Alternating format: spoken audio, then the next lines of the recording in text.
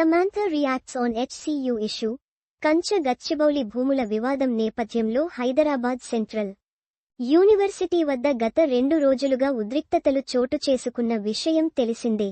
Hyderabad central university HCU పరిధిలోని 400 ఎకరాల భూముల్లో పర్యావరణ విధ్వంసానికి తెగబడుతున్న రేవంత్ ప్రభుత్వంపై సర్వత్రా విమర్శలు వ్యక్తం అవుతున్నాయి.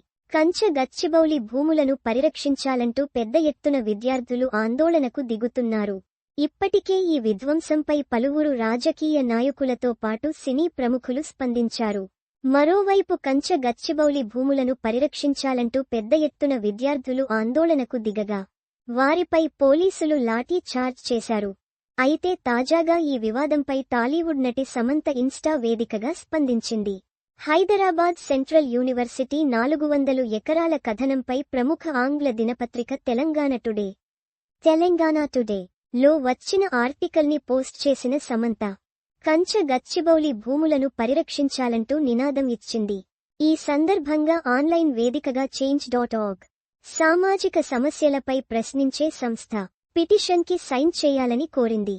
HCU వివాదంపై స్పందించిన సమంత pic.twitter.com/Q0OGTSBXTex నమస్తే తెలంగాణ @NTDailyOnline ఏప్రిల్ 2, 2025 కల్కి సినిమా డైరెక్టర్ నాగ్ అశ్విన్ పెళ్లి చూపులు దర్శకుడు తరుణ్ భాస్కర్ విరాట పర్వం దర్శకుడు వేణు ఉడుగుల యాంకర్ రష్మి గౌతమ్ ఈషా రెబ్బా ప్రియదర్శి తదితరులు కూడా ఈ విషయంపై స్పందించారు.